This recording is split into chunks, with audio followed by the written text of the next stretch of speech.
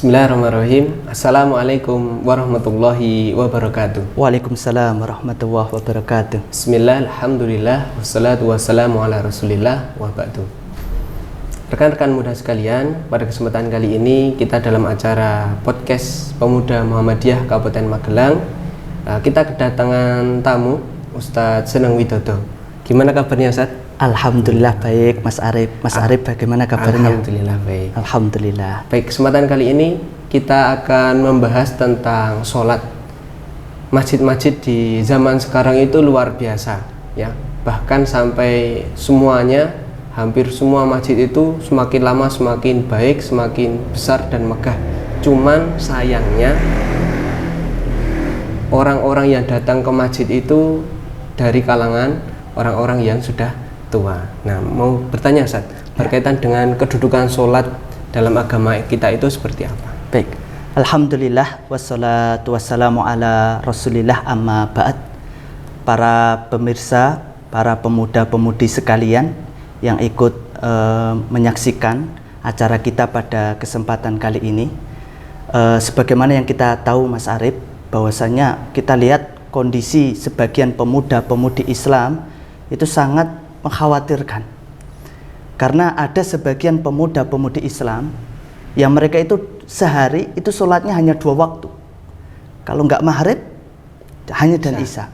Bahkan ada sebagian pemuda-pemudi sehari sholatnya hanya 1 waktu, yaitu sholat maghrib saja.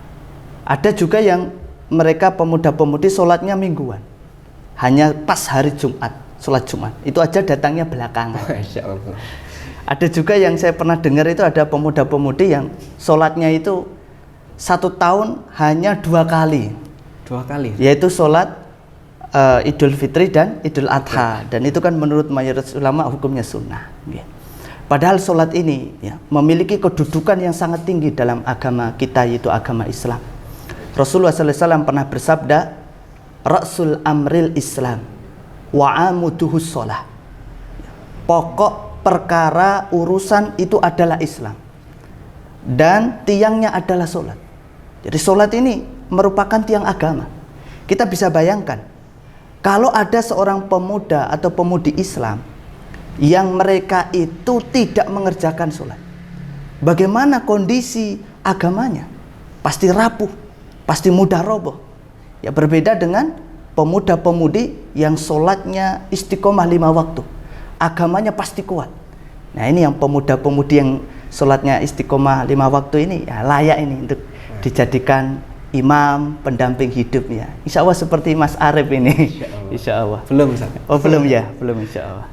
Ya, kemudian juga di dalam hadis yang lain Rasulullah SAW itu menyebutkan bahwasanya sholat ini amalan yang pertama kali yang Allah akan hisab pada hari kiamat. Kalau sholat seseorang itu baik, maka amalan yang lainnya juga akan ikut baik. Kalau sholat seseorang itu jelek, bolong-bolong, gitu, kadang subuhan, kadang tidak, ya kan? Kadang duhuran, kadang tidak, ya kan? Maka amalan-amalan yang lain juga akan ikut buruk.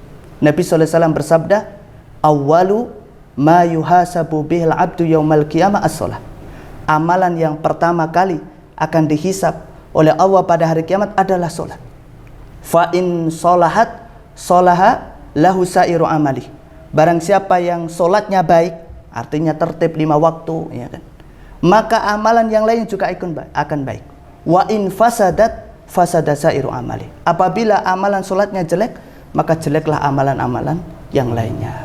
Bahkan Nabi SAW di akhir hayatnya pernah bersabda, as-sholah, as-sholah, sholat. Dan budak kalian juga disuruh untuk sholat. Budak itu juga disuruh sholat. Maka sangat memprihatinkan ya kalau ada pemuda-pemudi yang ngaku Islam, apalagi aktivis ya. Apalagi aktivis ya kan, Masya Allah, aktivis organisasi di Muhammadiyah, kok nggak sholat, malu-maluin ini, ya, malu-malukan ya.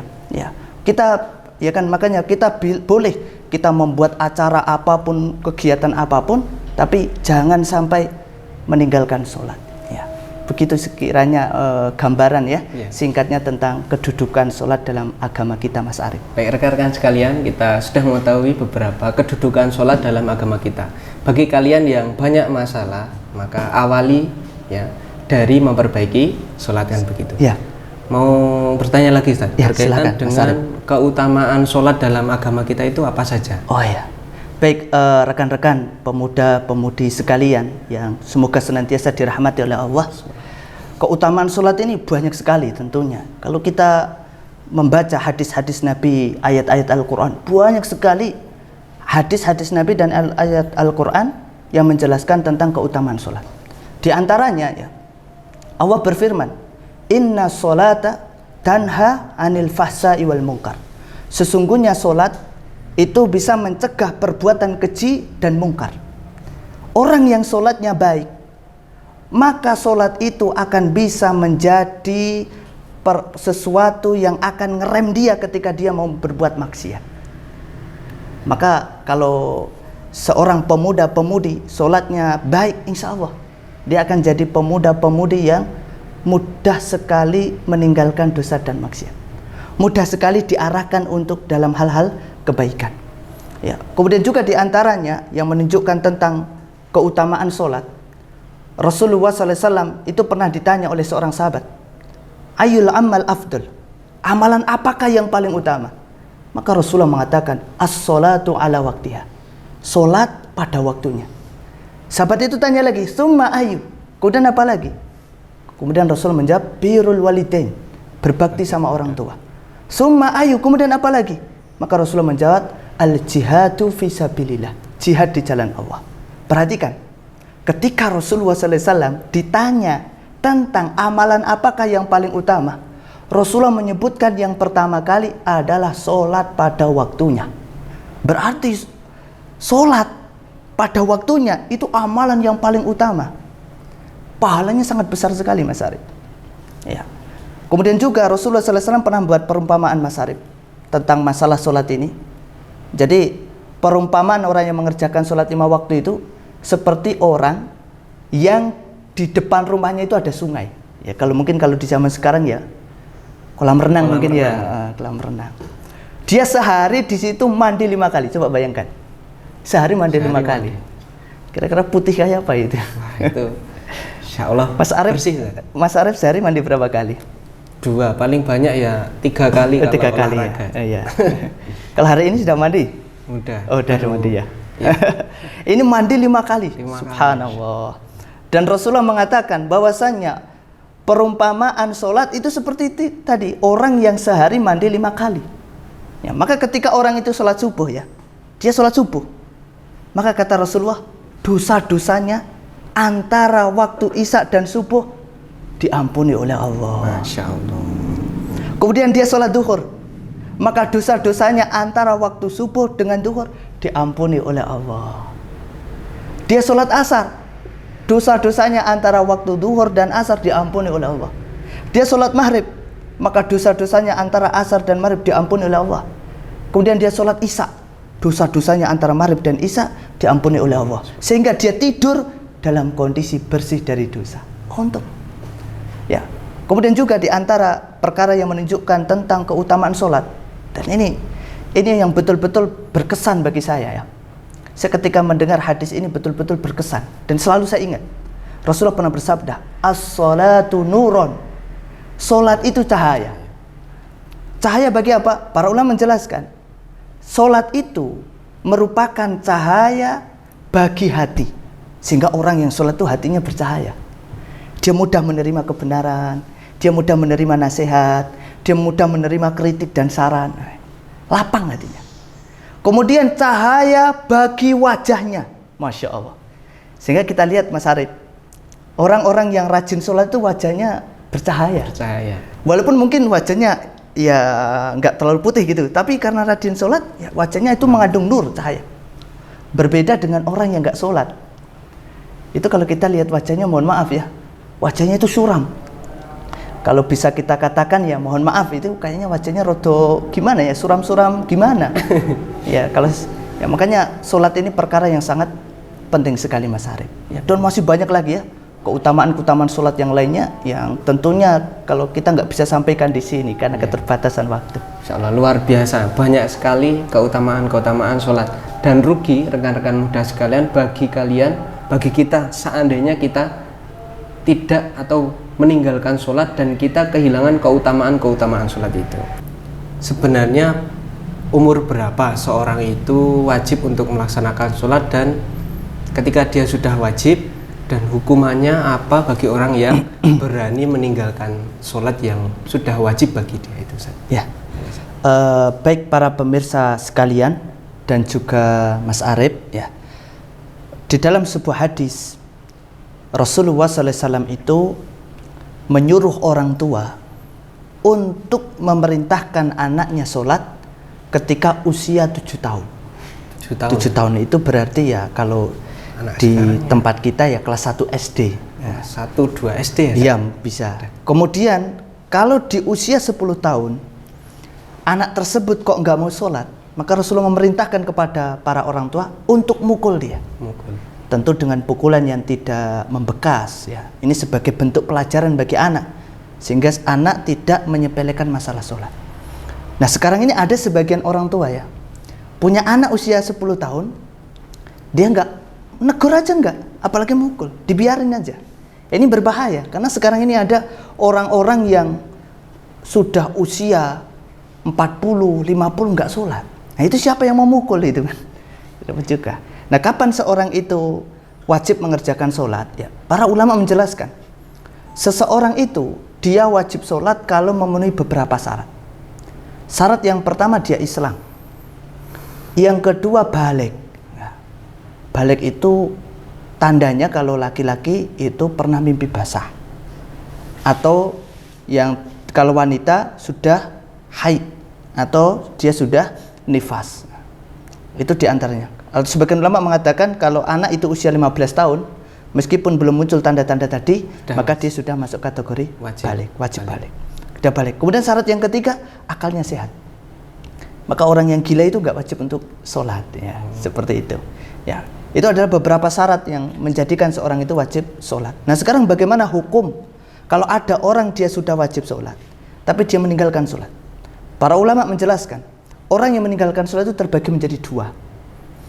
Yang pertama, dia meninggalkan sholat karena meyakini sholat itu tidak wajib. Dia punya keyakinan bahwasannya tidak mengerjakan sholat subuh, duhur, asar, dan seterusnya itu tidak dosa, karena itu nggak wajib. Nah, para ulama sepakat, kalau ada orang punya keyakinan demikian, maka dia telah keluar dari agama Islam. Keluar, Ustaz, dari murtad. agama Islam. Kalau punya keyakinan bahwasanya sholat 5 waktu itu tidak wajib. Ini menurut ijma, kesepakatan para ulama. Kemudian yang kedua, kondisi yang kedua, ada orang yang meninggalkan sholat, tapi dia masih meyakini sholat itu wajib. Dan ini kebanyakan ya, yang dilakukan oleh sebagian ya pemuda-pemudi di zaman kita ini. Dia masih meyakini sholat itu wajib, tapi dia malas. Nah, ini yang biasanya. Malas ya, biasanya malas. Atau karena sibuk apa itu nge-game ya kan? Sibuk chat-chatnya, balas dengan chat-chat sana sini, akhirnya dia meninggalkan sholat. Nah, maka para ulama mengatakan, sebagian ulama mengatakan dia tidak keluar dari agama Islam, dia masih muslim, tapi dia telah melakukan dosa yang sangat besar. Ya, Allah ancam orang-orang yang berani meninggalkan sholat ini, diancam oleh Allah langsung, diancam dengan neraka sakor. Allah berfirman, "Ma salakakum fis sakor?" Apa yang menyebabkan kalian masuk ke dalam neraka sakor? Qalu lam nakum minal musholli. Kami dahulu termasuk orang-orang yang meninggalkan sholat. Kalau kita membaca tafsir Ibnu Katsir tentang ayat ini ya, maka ayat ini konteksnya yaitu percakapan antara penghuni surga dan penghuni neraka sakor. Para penghuni surga ya, orang-orang yang rajin sholat ketika di dunia ya, pemuda-pemudi yang rajin sholat, itu mereka duduk di dipan-dipan yang sangat tinggi, yang sangat indah, sambil ngeliatin penghuni neraka yang diadab dengan adab yang sangat keras. Penghuni surga bertanya kepada penghuni neraka, "Ma salakakum fis sakor?" Apa yang menyebabkan kalian masuk neraka sakor? Maka penghuni neraka mengatakan, "Qalu lam nakum minal mushollin." Kami dahulu termasuk orang-orang yang meninggalkan sholat. Bahkan di dalam ayat yang lain Allah berfirman, "Fa khalafa min ba'dihim khalfun adha'us shalah wattaba'us shahawat fasawfa yalqawna khayyan." ya, bahwasannya akan muncul ya, manusia yang suka mengabaikan sholat. Ya. Maka kelak mereka akan bertemu dengan Ghayyan. Ghayyan itu adalah sungai di neraka jahanam yang makanannya sangat menjijikkan. Ya, bahkan sebagian ulama mengatakan bahwasannya meninggalkan sholat itu dosanya lebih besar Mas Arif, daripada berzina, minum khamr, mencuri. Berarti pemuda yang meninggalkan sholat itu mereka lebih berbahaya daripada ini ya, yang melakukan dosa-dosa. Padahal mereka merasa nyaman gitu ya. Iya. Ini perlu diperhatikan oleh para pemirsa sekalian. Bahwasanya para ulama menjelaskan orang meninggalkan sholat itu dosanya lebih besar dari orang berzina, minum khamr, mencuri. Maka sering ya kita sampaikan ke rekan-rekan pemuda bahwasannya kalau ada dua pemuda ini. Pemuda yang pertama ini Masya Allah rajin sholat 5 waktu, tapi dia zina, bukan besar. Zina ya. Jadi melakukan dosa besar berupa zina ya. Dengan ada seorang pemuda nggak pernah zina, mungkin pacaran aja nggak pernah, tapi dia nggak pernah sholat. Maka besarnya dosa yang dilakukan pemuda yang pertama dan yang kedua tentu lebih besar yang kedua. Besar yang kedua, Zat? Iya. Nah, ini luar biasa. Maka ini peringatan bagi kita semuanya ya, para pemuda-pemudi untuk istiqomah dalam mengerjakan sholat. Masya Allah. Tapi tidak menjadi alasan untuk sholat terus melakukan dosa besar. Oh ya bukan, ya tidak seperti itu. Baik, yang terakhir saya mau bertanya, kira-kira kriteria sholat seperti apa yang baik yang diterima oleh Allah Subhanahu wa Ta'ala? Ya, ini pertanyaan bagus ini dari Mas Arif, ini bagus sekali. Para pemirsa untuk bisa disimak dan diperhatikan. Kriteria sholat itu dikatakan baik, dikatakan berkualitas, itu ada 5. Ya, mungkin bisa para pemirsa bisa catat juga, ini perlu ya. Dicatat nanti dijadikan perlu.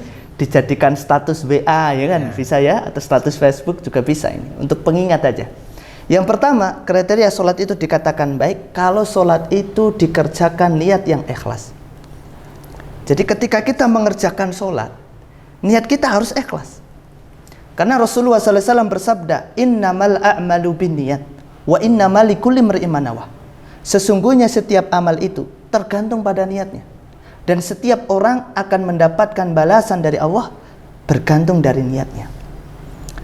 Dan juga Rasulullah menjelaskan, orang yang melakukan amalan apapun termasuk sholat, kalau niatnya nggak ikhlas, nggak diterima oleh Allah. Rasulullah bersabda, inna Allaha azza wa jal la yakbalu minal amal illa ma kana lahu khalisan wa baduhi bihi wajhu.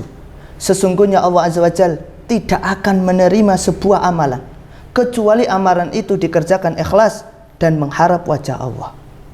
Kalau orang sholat tapi niatnya nggak ikhlas, niatnya riya, ingin mendapatkan pujian dari manusia ya, ingin mendapatkan sanjungan dari manusia, maka nggak diterima oleh Allah.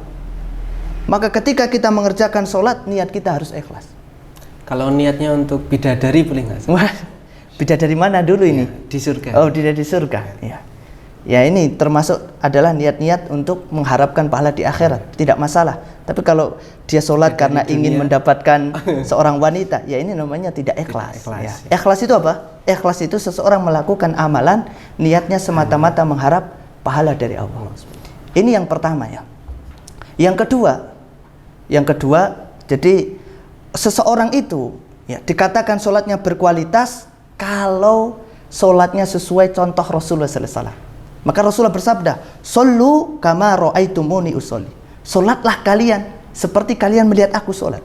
Maka para pemuda-pemudi sekalian dimanapun Anda berada, cobalah kita belajar bagaimana tata cara sholat yang diajarkan oleh Rasulullah SAW. Ya. Makanya pemuda-pemudi Muhammadiyah ini tidak boleh ya di rumahnya kok nggak punya himpunan putusan tarjih Muhammadiyah, nggak boleh. Harus punya ini ya, kemudian dibaca, kemudian diamalkan sehingga sholatnya sesuai dengan sholat yang dicontohkan oleh Rasulullah SAW. Bagaimana takbirnya, rukuknya, sujudnya, bacaannya, gitu. Kemudian yang ketiga, sholatnya dikerjakan dengan niat yang khusyuk. Sholatnya dikerjakan dengan khusyuk. Ya. Maka perlu juga belajar bagaimana kiat-kiat kita bisa khusyuk dalam sholat. Karena ada seorang pemuda, dia sholat rajin sholat, tapi nggak khusyuk sholatnya. Baru takbir Allahu Akbar, udah pikirannya kemana-mana. Padahal besar kecilnya pahala orang yang mengerjakan sholat itu, Mas Arif, tergantung dari kekusukannya. Semakin kusuk semakin besar pahalanya, semakin nggak kusuk ya semakin kecil pahalanya. Kemudian yang keempat, ya diantara kiat agar sholat kita berkualitas, yang keempat, sholatnya dikerjakan berjamaah. Terutama ini para pemuda ya. Para pemuda ini saya seru ya. Para pemuda, mari dimakmurkan masjidnya. Ya kan? Naik gunung aja kuat ya. Semua gunung kan. Naik gunung aja kuat ya. Masa melangkahkan kaki ke masjid nggak kuat. Ya, pemuda Muhammadiyah itu kan harus jadi contoh. Betul. Semangat dalam hal beribadah ke masjid. Dan ibadah ke masjid pahalanya besar sekali. Sholatnya pahalanya 27 kali lipat dan sholat sendirian. Ya, kalau kita sholat asar misalnya ya di rumah, pahalanya cuma satu.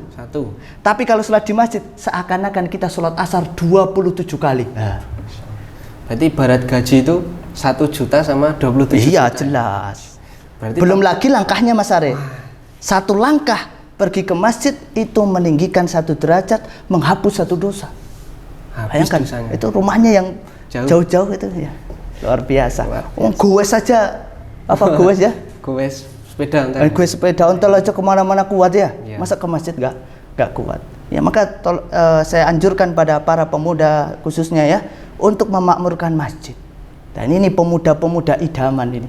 Ini pemuda-pemuda yang diharapkan oleh bangsa akan siap berjuang untuk memajukan negara kita yang tercinta ini ya. Kemudian yang terakhir, Mas Arif, di antara kiat agar sholat kita ini berkualitas, sholatnya di awal waktu.